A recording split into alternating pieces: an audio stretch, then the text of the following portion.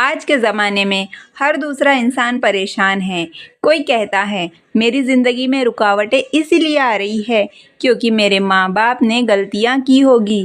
کوئی اپنی اولاد کو دیکھ کر کہتا ہے میرا ہی کیا ہوا، میرے بچوں کے سامنے آ گیا۔ لیکن دوستو، یہاں سوچنے والی بات یہ ہے کہ کیا اللہ واقعی ایسا کرتا ہے؟ تو چلیے آج سچ اور افواہ کے بیچ کا فرق سمجھتے ہیں۔ قرآن میں اللہ تعالیٰ صاف فرماتے ہیں کوئی بھی جان دوسرے کا بوجھ نہیں اٹھائے گی۔ اس کا مطلب یہ ہے کہ ماں باپ کے گناہ کی سزا اولاد کو نہیں ملتی۔ اگر ایسا ہوتا تو پھر دنیا میں کوئی بھی بچے محفوظ نہیں ہوتے۔ پھر سوال یہ ہے کہ اگر سزا ٹرانسفر نہیں ہوتی تو پھر اولاد کیوں بھگتتی ہے؟ تو میرے پیارے دوستو، اس کا جواب بہت ہی زیادہ سمپل ہے۔ بچے وہی سیکھتے ہیں جو روز دیکھتے ہیں، یعنی کہ تربیت اچھی ہونی چاہیے، ماحول اچھا ہونا چاہیے۔ گھر کا ماحول بچوں کی سوچ بناتا ہے، اور ایک ہماری کمائی جو حلال اور حرام طریقے سے ہوتی ہے۔ حرام کمائی کا اثر صرف پیٹ پر نہیں پڑتا، دل اور دماغ پر بھی ہوتا ہے۔ لیکن یہاں ایک بہت بڑی خوشخبری ہے، اگر اولاد خود اللہ کی طرف پلٹ جائے تو اللہ اس کے لیے نیا راستہ کھول دیتا ہے۔ حضرت ابراہیم علیہ السلام کے والد بت پرست تھے، لیکن ابراہیم علیہ السلام اللہ تعالیٰ کے خلیل بنے، جس کا مطلب صاف ہے، نصیب نہیں، نیت اور اعمال دیکھا جاتا ہے۔ اگر آج آپ اپنی زندگی سے نا امید ہے، اگر آپ سوچتے ہیں کہ میرے ماں باپ کی وجہ سے میری زندگی خراب ہے، تو میری بات یاد رکھنا، اللہ تعالیٰ نے آپ کو نیا سفر شروع کرنے کا حق دیا ہے۔ اگر آپ یہاں تک آئے ہیں تو ایک سوال میں آپ سے پوچھنا چاہتی ہوں، کیا آپ اپنی زندگی کے ہر درد کا سبب اپنے ماں باپ کو مان چکے ہیں؟ اگر آپ کا جواب ہاں ہے تو آگے جو میں آپ سے کہنے والی ہوں شاید آپ کی سوچ وہ بدل دے۔ تو ویڈیو پورا ضرور دیکھیں۔ ایک ماں تھی جو روز اپنے بیٹی کو دیکھ کر کہتی تھی میں نے جوانی میں بہت غلطیاں کی تھی، شاید اسی لیے میری بیٹی اتنی تکلیف میں ہے۔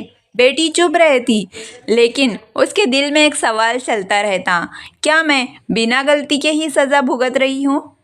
یاد رکھیے، اللہ تعالیٰ ظالم نہیں ہے، وہ کسی پر ظلم نہیں کرتا۔ اگر ماں باپ کے گناہ کی سزا اولاد کو ملتی ہوتی تو پھر اللہ کا انصاف کہاں ہوتا؟ قرآن بار بار بتاتا ہے ہر جان اپنے اعمال کی ذمہ دار ہے۔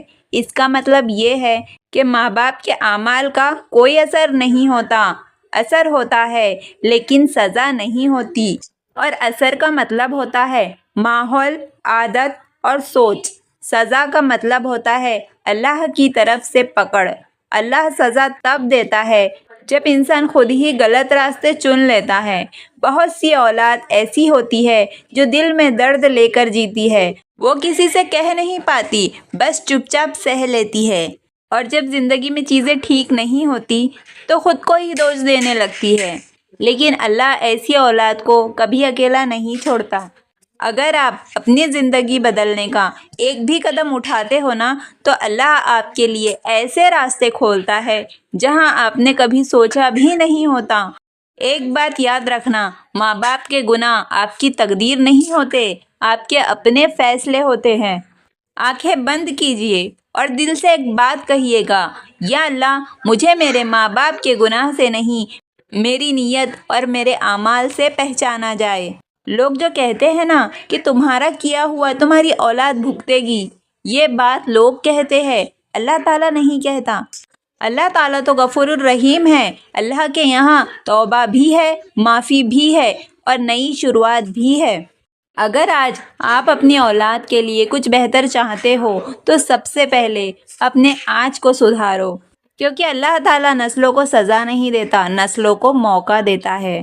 اور دوستو، اگر یہ ویڈیو آپ کے دل تک پہنچی ہو تو کمنٹ میں لکھیے بے شک اللہ انصاف کرتا ہے، اور چینل کو سبسکرائب کرے، کیونکہ یہاں باتیں صرف سنی نہیں جاتی، دلوں کو ٹھیک کیا جاتا ہے۔